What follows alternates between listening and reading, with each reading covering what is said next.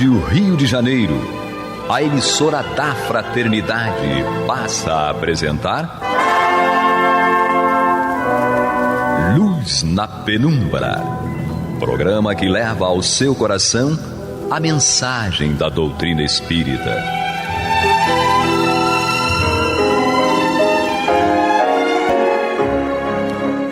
E com vocês, Canrobert Bueno e Isabel Nascimento, para o estudo do livro A Gênese, da obra codificada por Allan Kardec.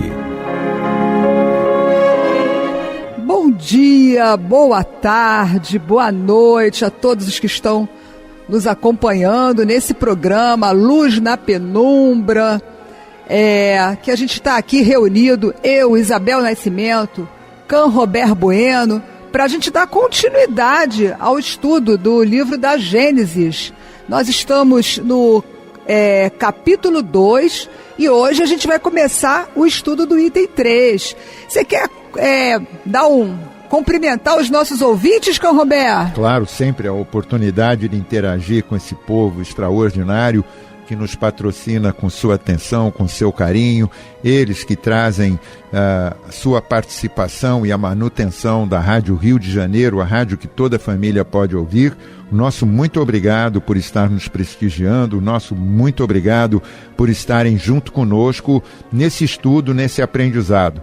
Isabel Nascimento e eu, Canrobert Bueno, não estamos aqui buscando lhes ensinar absolutamente nada, mas sim compartilhar com vocês da oportunidade do estudo dessa obra extraordinária, a quinta obra do Pentateuco de Kardec, a Gênese.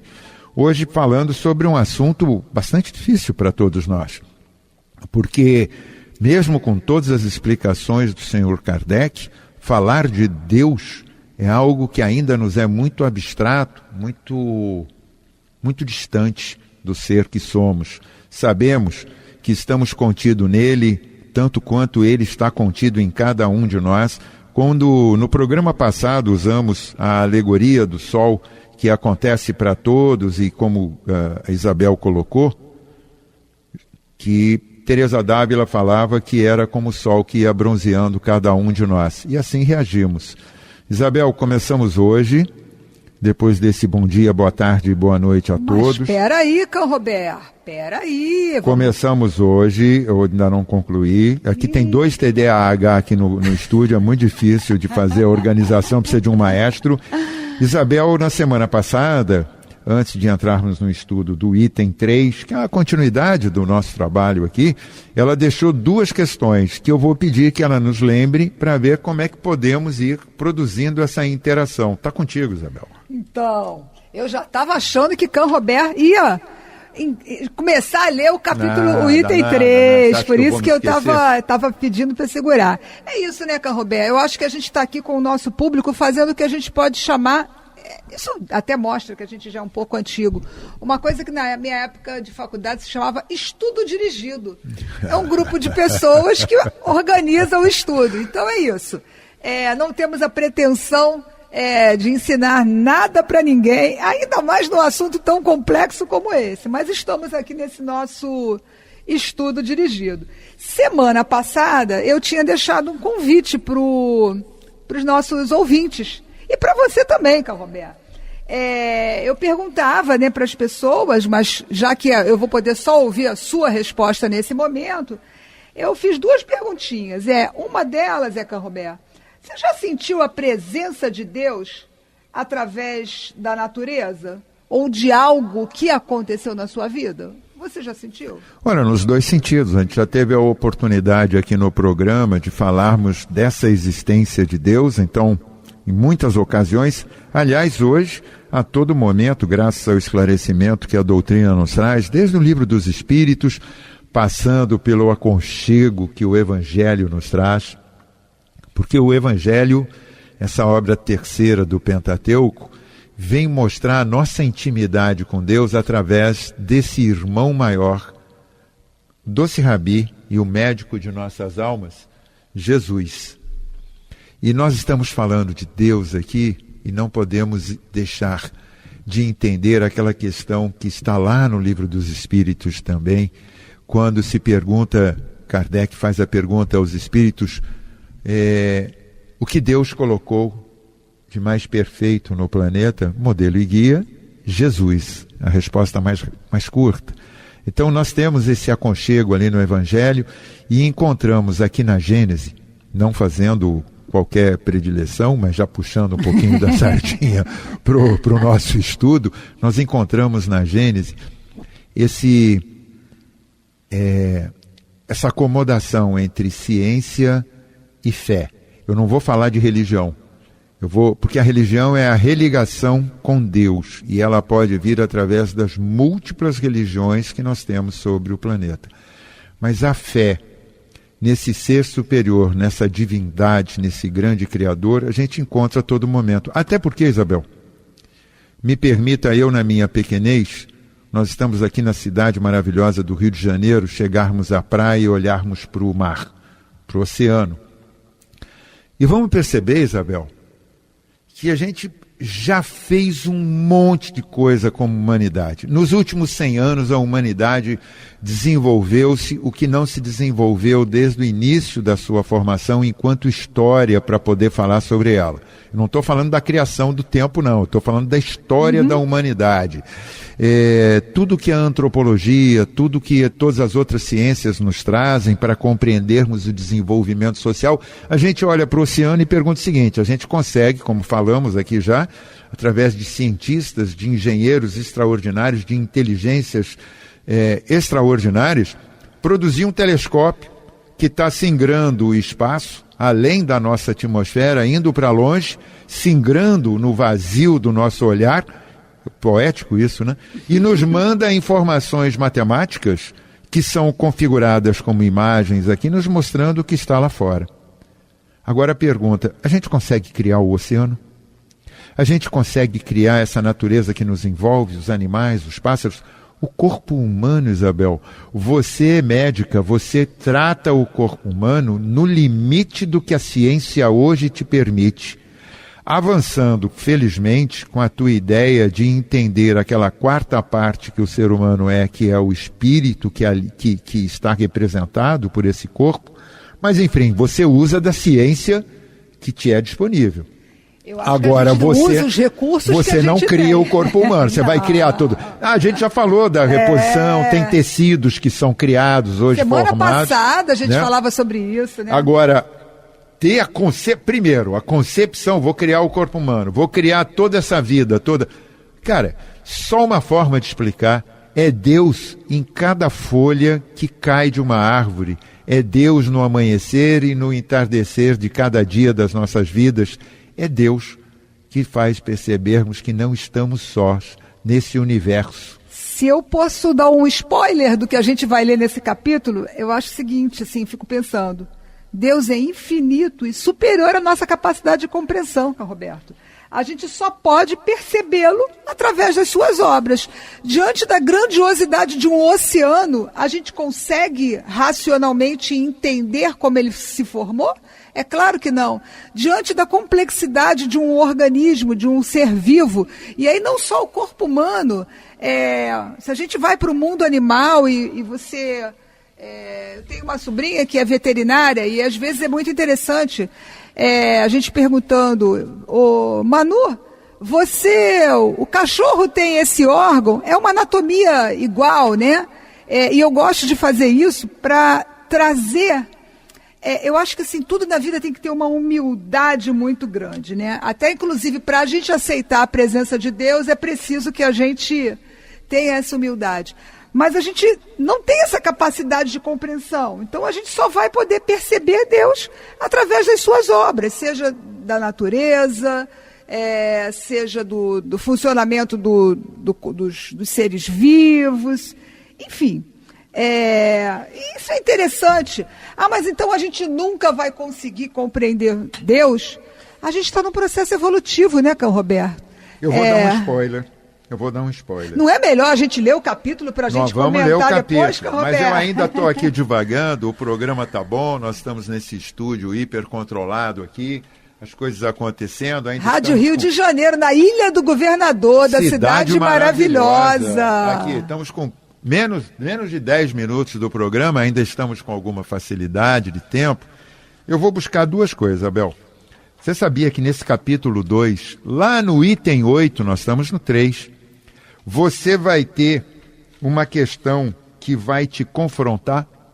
É isso, da natureza divina. E só iniciando, não vou fazer o texto todo, ele vai dizer assim: não é dado ao homem sondar a natureza íntima de Deus. Mas traz uma outra resposta para mim, pelo menos. É dado a nós, cada um de nós, você, eu, nossa família, nossos queridos, o nosso entorno social, todos aqueles com quem nos relacionamos no trabalho, em sociedade, todos os adversários, termos a busca, se não é dado ao homem sondar a natureza íntima de Deus, é dado a cada um de nós sondarmos o nosso íntimo para acharmos Deus. Gostou disso? Bonito, Roberto. É isso. Eu ia aqui trazer um exemplo tão simplório para falar sobre isso, mas assim, realmente ele me impactou nesse momento. Mas vamos lá. Eu vou dar um exemplo aqui de uma formiga. Uma formiguinha. Você acha que uma formiga lá pequenininha no chão, olhando para um ser humano que somos nós ali andando, que é uma ameaça para ela, porque podemos até pisar nela sem vê-las, você acha que ela consegue entender o que é um ser humano? Você acha que uma formiga consegue entender o que é um ser humano? Eu acho que não. Não. Eu acho que essa formiga não pode compreender o funcionamento da nossa cabeça, do nosso cérebro, né? O que passa na cabeça de um ser humano. Eu acho que ela não consegue nem ver o final desse ser humano, dependendo. Nós dois aqui somos relativamente altos, né? Temos uma estatura aí boa. E eu acho que se a formiga, eu estou me pondo aqui, querendo fazer imaginar o que seria uma formiga olhando para cima, somos nós olhando aqui para o espaço e olhando os pontos da noite luminosos, dizendo em que distância está cada um, onde começa, onde termina. Era esse exemplo, né, que obviamente é muito aquém do exemplo que ele deu, com aquela frase tão pomposa. Mas é isso, a formiga não pode compreender nosso funcionamento, a nossa cabeça. Por que em determinado momento a gente pisa numa formiga? Tem gente que desvia da formiga, eu sou a que desvio da formiga. Da mesma forma que essa formiga não compreende a nossa inteligência, a gente também não consegue abarcar a grandiosidade de Deus. O máximo que a gente consegue, por exemplo, é ficar lá observando um céu estrelado numa noite escura, entendeu? E pensando, tem algo maior nesse universo. A formiga deve fazer a mesma coisa. O que esse gigante tem pra gente? Então a gente tem que ter e se colocar diante dessa criação, dessa magnitude, como realmente uma formiguinha, né? Eu vou aqui trazer até um conceito. Eu tinha falado do Marcelo Gleiser, que a gente... Muito bom. Eu acompanho ele, tivemos a oportunidade de imprimir alguns livros dele também, e de ler, consumir o conteúdo, é claro. E ele fala assim, né, que o não crer em Deus não dá o direito à ciência de dizer que prova a não existência de Deus. Inclusive o Marcelo Gleiser, ele não se diz ateu. Ele é agnóstico. Ele se diz agnóstico. E num dos livros dele, que eu gosto muito... Você sabe a diferença entre agnóstico e ateu? Porque eu tenho aqui anotado direitinho que eu fui fazer o dever de casa. Eu sei a diferença, sabe? Porque eu li esse livro dele. Então... O Diálogo entre Fé e Religião, eu recomendo. Dele, Marcelo Gleiser, com o Frei Beto. E ele explica no livro por que ele não é ateu.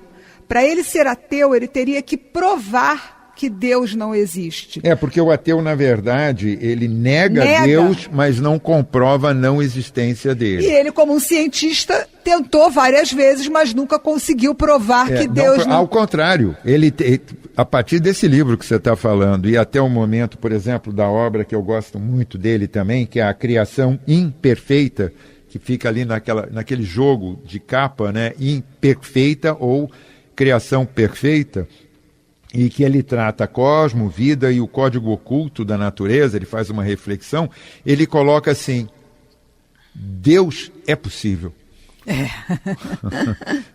Mas vai depender se com um olhar de ciência ou com um olhar de fé. Exatamente. E a gente tem que olhar que o cientista, quando faz isso, ele está comprovadamente confrontando sua própria vaidade e orgulho, que é algo muito difícil. Que é algo muito difícil para todos nós, ser humano, que ficamos no absolutismo, que somos donos de verdade, que somos... Até você e eu, Isabel, numa presunção de estarmos aqui na Rádio Rio de Janeiro, com o espaço que ela está nos franqueando, para discutirmos Deus. Nós não estamos discutindo Deus. Jamais. Nós estamos fazendo uma reflexão sobre a obra do senhor Allan Kardec, que traz na Gênese a reflexão dos seus pensamentos, da sua vivência e da resposta dos espíritos a essa condição. Lembrando novamente, nós estamos aqui para entrarmos no item 3, estamos com 15 minutos, já vamos fazer a chamada, e lembrando, o que é Deus? Ele não pergunta o que é Deus, ele pergunta que é Deus. E aí a gente vem, causa primária de todas as coisas. Simples assim, mas complexo desta forma. Com pouco mais de 15 minutos, Isabel, vamos lembrar para o ouvinte, para o internauta que está nos acessando pelo app e pelas outras mídias digitais, você que está no seu rádio, em 1400 AM, aqui da Rádio Rio de Janeiro, na Ilha do Governador, cidade maravilhosa do Rio de Janeiro, hoje o estudo A Luz na Penumbra da Gênese, o capítulo 2, Deus, estamos no item 3. Posso ler o item 3? Você quer ler o item 3? Eu tinha me preparado, feito a leitura do item 3. Faz favor, Cão Roberto. Não, faço questão. Você vai ler. Não, agora você vai ler, por favor. Estamos perdendo tempo de programa, olha só, Cão não Roberto. Podemos perder, então vamos embora. Leia, Cão Roberto, leia. Adoro mandar nele. Então vamos lá.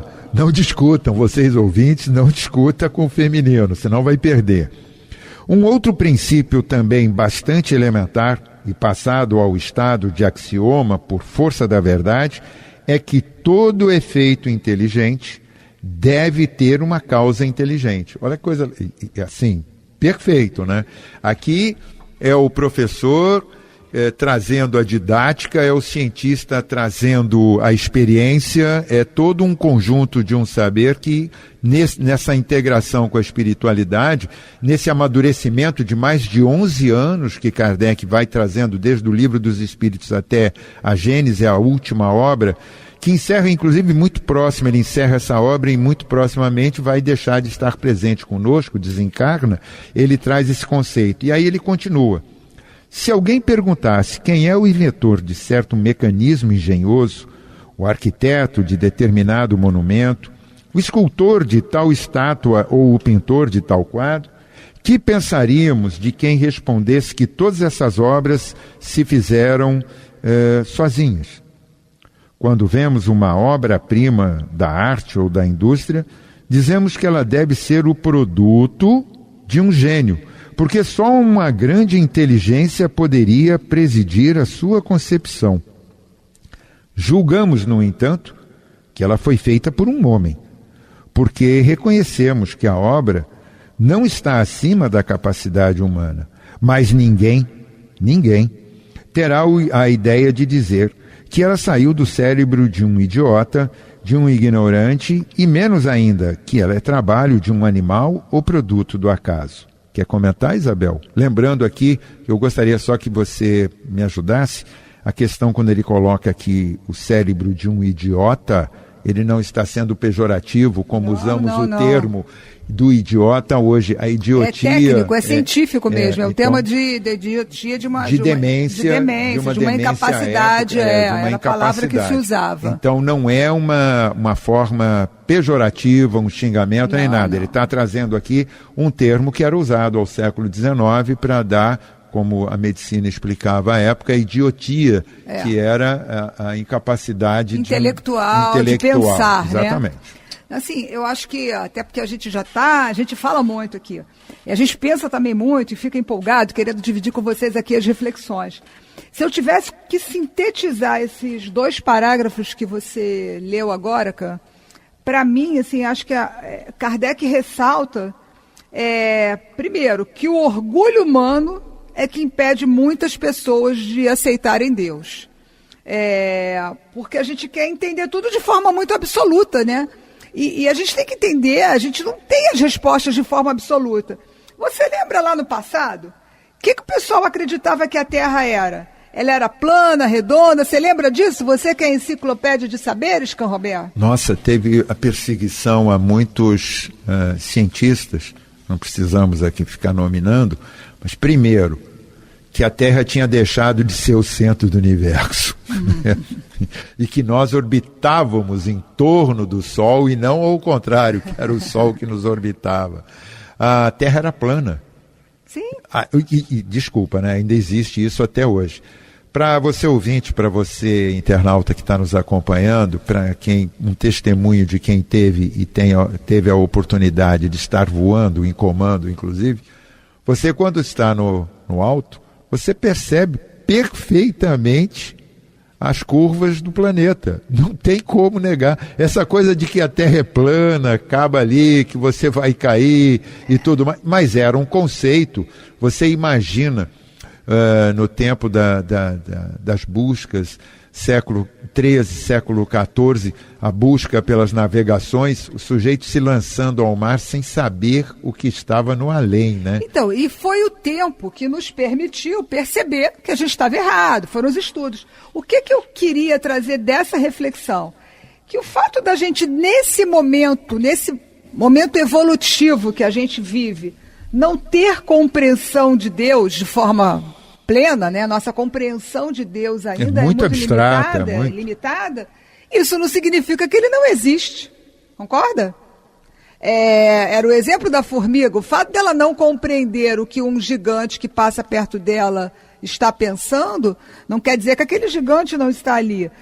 O fato das pessoas terem achado que a Terra era plana e depois terem visto que ela era redonda, exemplifica isso para a gente. É limitado ainda, por uma questão de evolução, a nossa compreensão de Deus.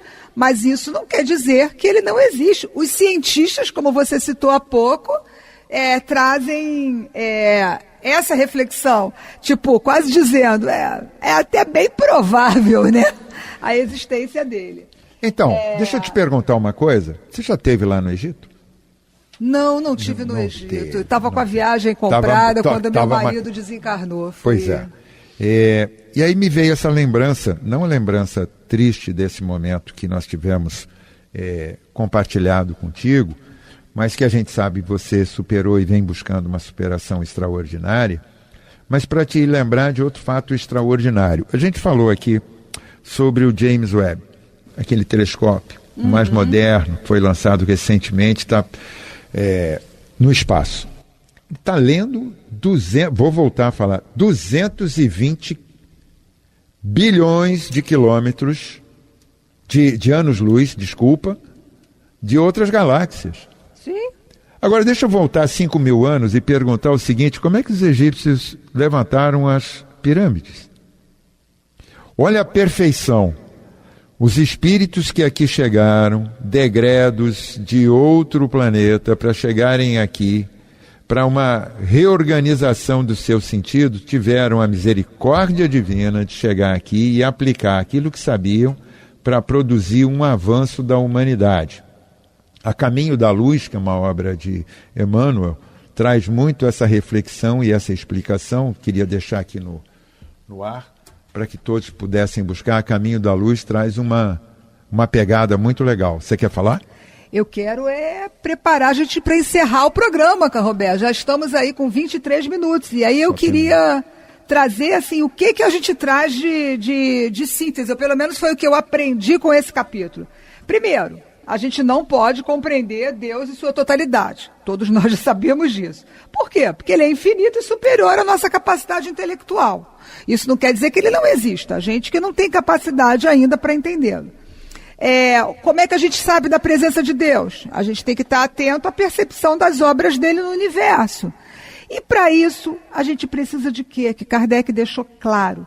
A humildade é essencial para aceitar que nem tudo pode ser compreendido agora. Então a gente se coloca no momento, a gente assume nosso processo evolutivo, observa os fatos, mas tenha humildade para saber que, assim como a gente teve equivocado sobre, por exemplo, a questão do formato da Terra, a gente nesse momento não consegue compreender. Canrobert, para finalizar o nosso programa que está ficando aqui, chegando nos últimos minutinhos, eu quero deixar de novo um convite para os nossos ouvintes, uma perguntinha para eles refletirem durante essa semana. Eu queria que cada um aí no seu íntimo se respondesse. Você já teve alguma experiência que o fez sentir a presença de Deus, mesmo sem vê-lo? Essa não é a primeira semana que eu venho trazendo essa provocação, não. Mas eu acho que é muito bom a gente ir procurando os sinais, tá bom? E você também, Canrobert, pense sobre isso. Encerra aí, Canrobert, e vocês fiquem ligados. Até a próxima semana, para todos vocês, ouvintes e internautas da Rádio Rio de Janeiro. Obrigado pelo patrocínio da sua atenção e até a próxima semana. Você está ouvindo o programa Luz na Penumbra.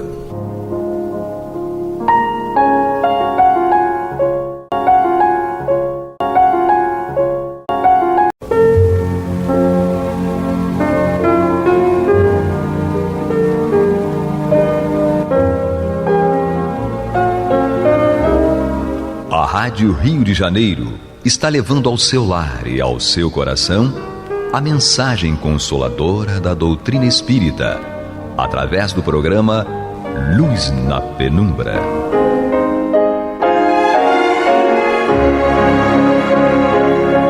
E agora com vocês, Nádia do Couto Vale, para comentar o céu e o inferno ou a justiça divina segundo o Espiritismo, da obra codificada por Allan Kardec.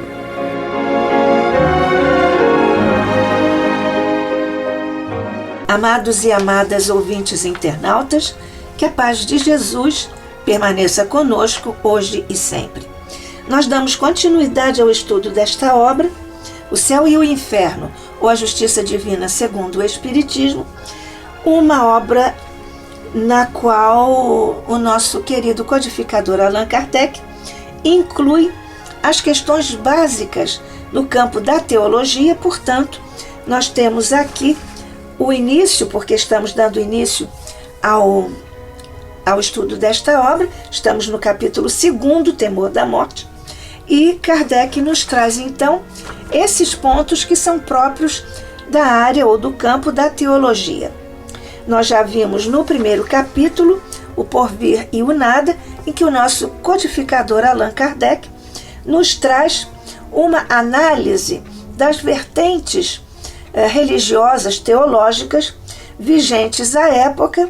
E no segundo capítulo, que nós já iniciamos juntos aqui pela Rádio Rio de Janeiro, a emissora da Fraternidade, em que nós estudamos com o nosso codificador essa questão da morte e do temor da morte. Porque a morte é a inevitabilidade, todos sabemos que ela está a caminho, está diante de nós, mais cedo ou mais tarde. Mas a grande questão é o temor da morte que se instala junto de nós, ou diante de nós, ou dentro de nós. Já estudamos as causas, as origens desse temor da morte, e naturalmente que há outros fatores que condicionam esse estado d'alma, digamos, esse estado psicológico do ser humano de estar com medo da morte, coisa que os espíritas somos convidados a não desenvolver, enfim, a não ter. São condicionamentos individuais e sociais.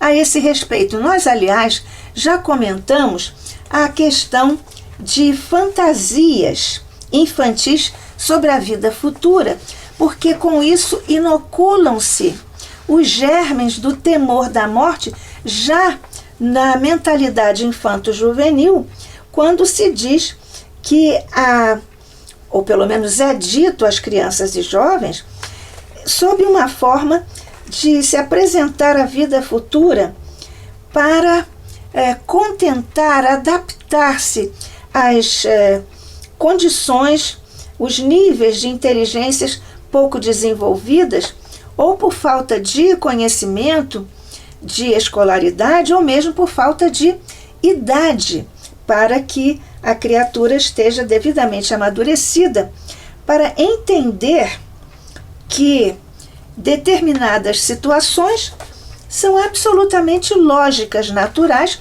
como a doutrina espírita nos informa. Então, há também, além desses fatores que já mencionamos, do ponto de vista de uma visão meio fúnebre, tétrica e até apavorante da vida futura, nós vemos que há também, além disso, condicionamentos individuais e sociais.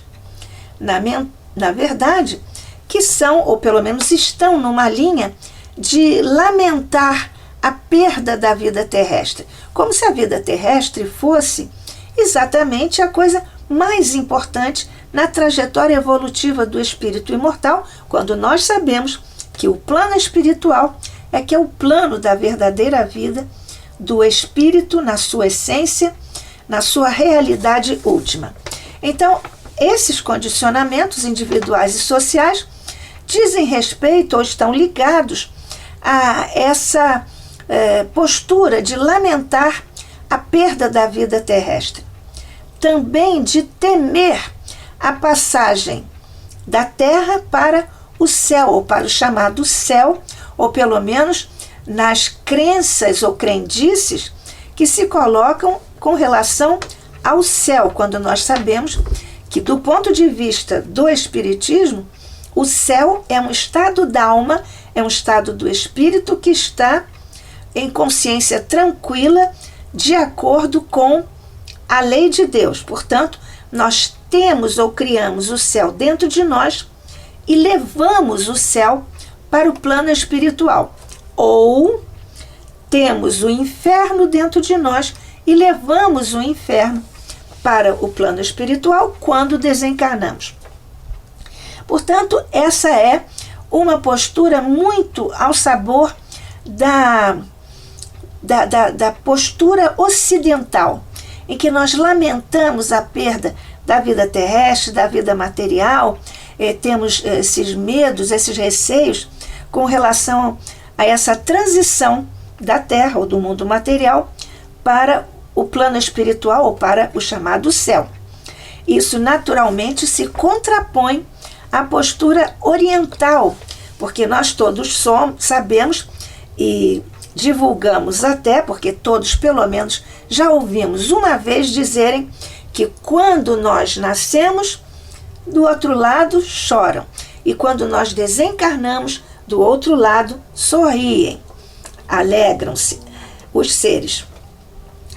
Outros condicionamentos individuais e sociais estão ligados ao fato de como nós lidamos com o trâmite do ponto de vista material com relação ao corpo físico. Por exemplo, nós aqui no Ocidente fazemos muita questão ou ritualizamos as cerimônias fúnebres que são lúgubres. Isso para, e claro, não há uma intenção própria de infundir terror, mas há uma consequência, porque essas cerimônias lúgubres infundem mais terror que esperança no momento da desencarnação. Há ainda também a questão da descrição da morte como algo repelente, nunca como um sono, uma transição que nos conduz serenamente para um outro plano, como, aliás, nós vemos nos registros, nas tumbas, nas pirâmides e em vários documentos do Velho Egito, em que há essa viagem através de um rio, num barco, e a criatura levando seus pertences. Uma cerimônia que, aliás, também é comum aos indígenas de várias partes do planeta, o que prova que essa é uma crença ou é alguma coisa que está inscrita na profundidade do psiquismo humano em todos os tempos, em todas as latitudes, em todos os lugares. Então, essa descrição da morte como algo repelente nunca se dá, aqui do ponto de vista do Ocidente, como uma transição no de um sono, como se fosse um sono, uma transição que, na verdade, está colocado até pelos poetas. Muitos poetas falaram da morte, da transição para o plano espiritual dessa maneira. Shakespeare, por exemplo, colocou nos lábios de Hamlet: to die, to sleep, perchance to dream. Morrer, dormir, quem sabe sonhar, nada mais. Essa é uma forma poética, naturalmente, de um dos maiores escritores de todos os tempos, em todos os lugares, William Shakespeare, da Inglaterra. Enfim, sobre esses condicionamentos individuais e sociais, nós vemos que tudo enfatiza mais a destruição do corpo.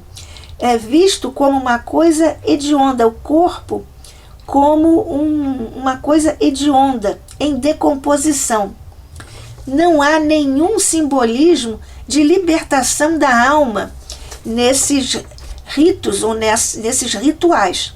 Na verdade, de um ser desembaraçando-se, radioso, ou o espírito desembaraçando-se radioso dos grilhões terrestres, praticamente como um pássaro ou como uma borboleta, como às vezes se situa isto do ponto de vista do simbolismo. Então, na verdade, em tudo isso, há muito mais lamento da parte dos que ficam quando um ente querido parte, porque para esse mundo mais feliz, como se fora uma desgraça, quando isso é até uma incoerência, porque se nós vamos voltar ao plano da verdadeira vida, onde nós podemos ter alegrias, por que chorar quando o ser humano, na verdade um dos nossos afetos, está partindo para este mundo melhor?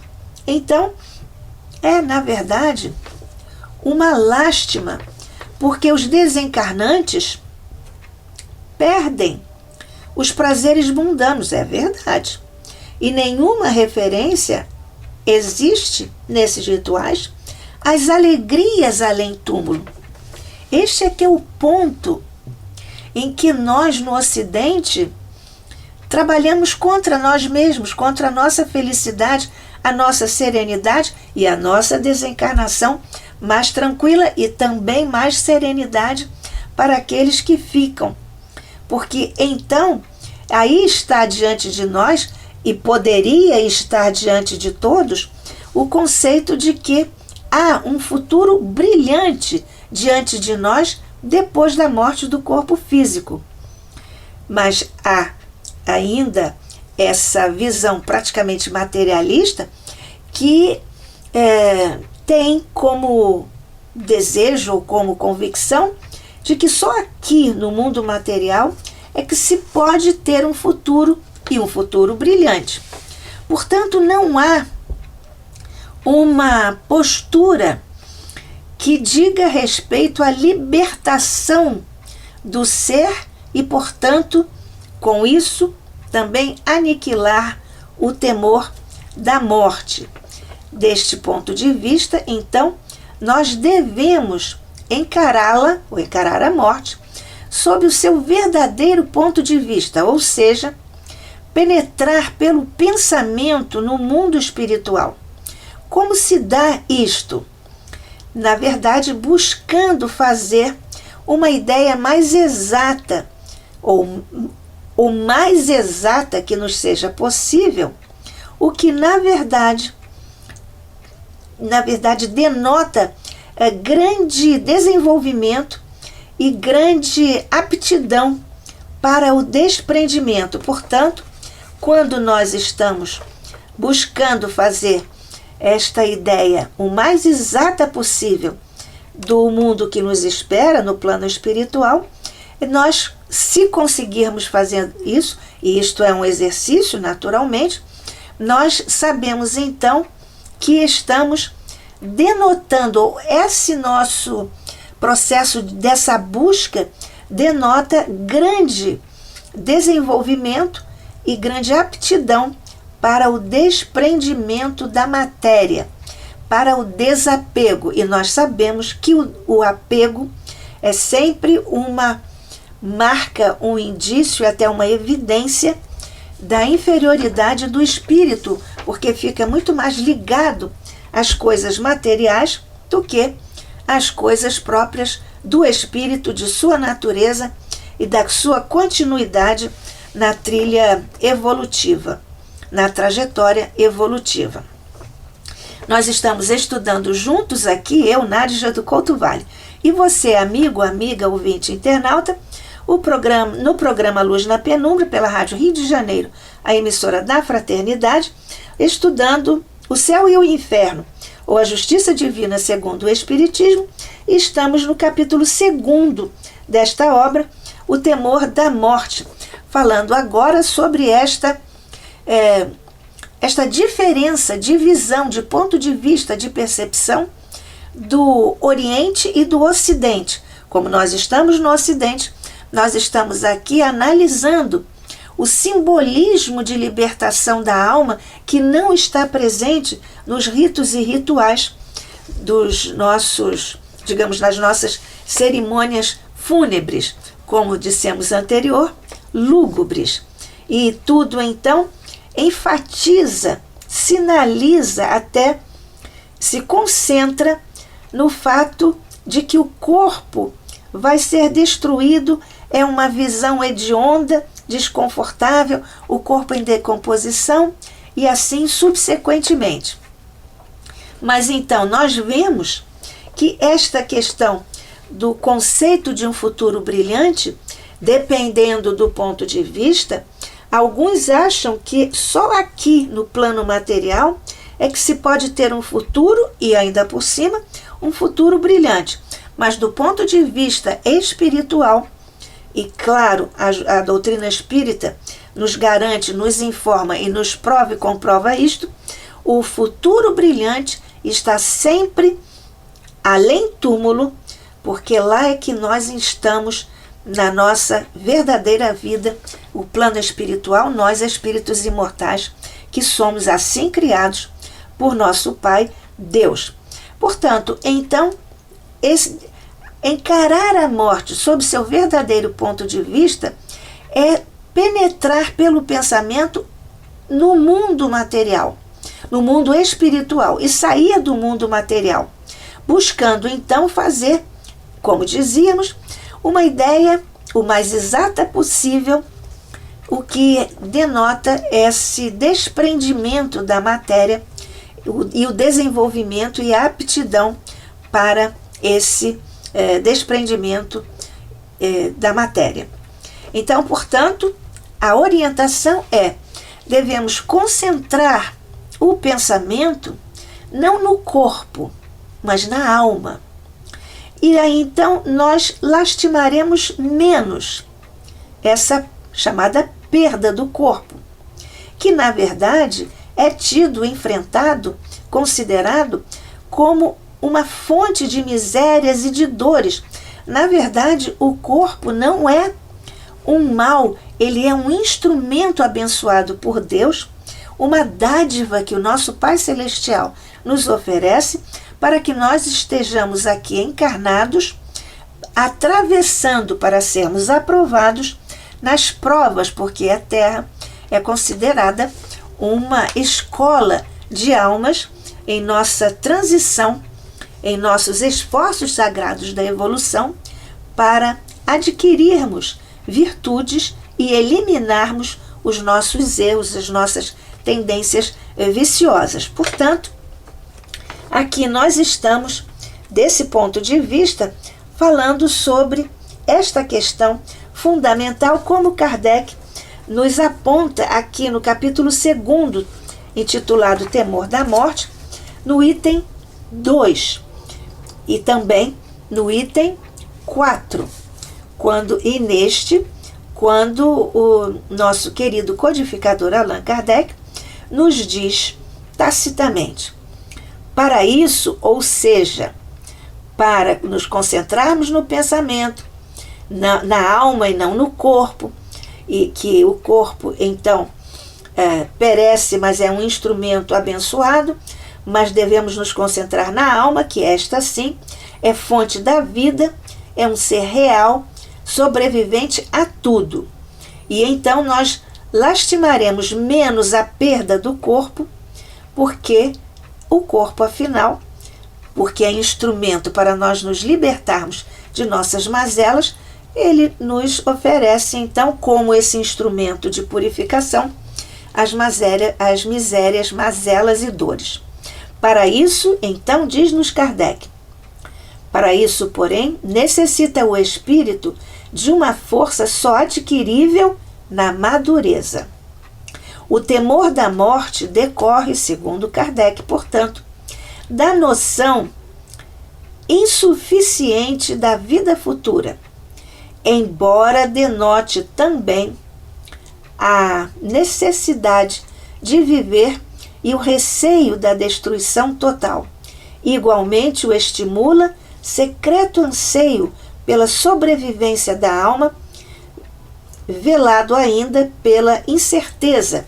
E nós já vimos, quando estudamos o capítulo anterior, o porvir e o nada, que isto está incrustado no psiquismo profundo do ser humano, tanto nos povos primitivos, nos povos chamados não civilizados, quanto nos povos civilizados, nós sempre encontramos esta questão que é a presença dessa ansiedade, desse desejo, desse desiderato, que é esta esperança do que vamos encontrar, ou seja, de que nós não vamos desaparecer, morrer por completo, digamos assim, porque nós, na condição de espíritos imortais, estamos certamente nessa condição.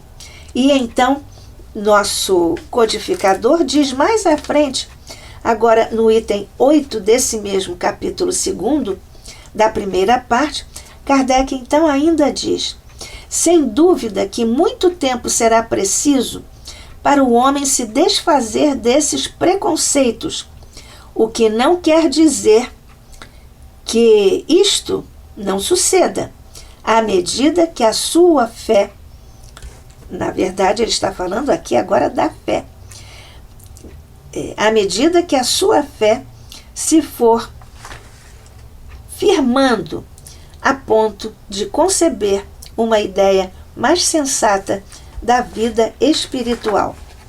É neste conjunto de reflexões que o Espiritismo nos oferece essa visão da morte do corpo físico, porque com esta visão o Espiritismo, costuma-se dizer, matou a morte. Nessa concepção da materialidade, nesses rituais, nessa ausência dos conceitos e simbolismos da libertação da alma. Porque o Espiritismo transforma e traz a verdadeira visão da morte, transformando completamente a perspectiva de futuro, a vida futura não mais como uma hipótese, mas como uma realidade que se torna concreta através das linhas argumentativas que o próprio Espiritismo nos oferece. E aqui nós temos, segundo o filósofo Leibniz, as verdades de razão. E então, nesse particular, o Espiritismo traz o testemunho dos próprios habitantes do plano espiritual em todas as suas nuances. Felicidade, desgraça, alegria, sofrimento, tudo isso nos é trazido, apresentado pela metodologia, pelo método que Kardec criou para nos oferecer, do ponto de vista lógico, didático, essa verdade transcendental que nos traz o Espiritismo. Então, todas essas questões, essas nuances, esses estados d'alma que vão da felicidade até o sofrimento, mesmo no plano espiritual, em todos os graus da escala espiritual. O estado das almas depois da morte não é mais um sistema, uma ideia, uma construção humana, mas é o resultado da observação de um cientista que é Kardec. E então, não mais apenas ou só a esperança, mas a certeza de um mundo espiritual que então se nos aparece, se nos apresenta na plenitude de sua realidade prática, lógica e justiça, com bondade de Deus, tudo isso para nos guiar, orientar e garantir, nos dar estímulo, conforto, segurança e ânimo para que nós possamos, como espíritas, não temer a morte. E então, nessa condição, nós estamos vivendo a vida material como essa transição para nós nos melhorarmos, nos aperfeiçoarmos, para garantirmos cada vez mais felicidades, alegrias no plano espiritual, para o qual todos nós, mais cedo ou mais tarde, nos dirigimos. Que a paz de Jesus permaneça conosco hoje e sempre. Que assim seja.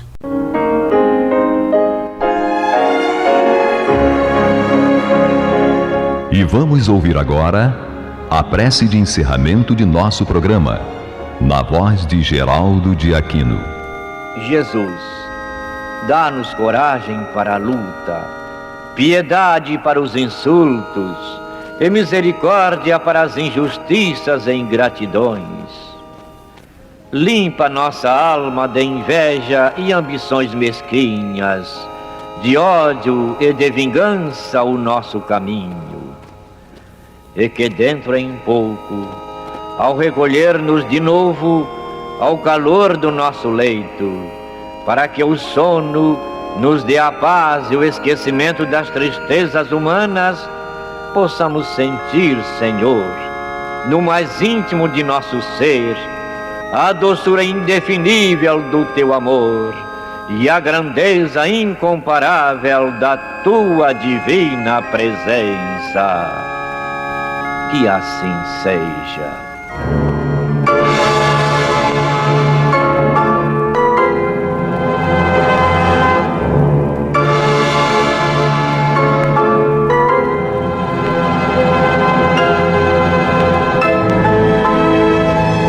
Acabamos de apresentar o programa Luz na Penumbra, que voltará a ser apresentado amanhã às 21 horas nesta emissora.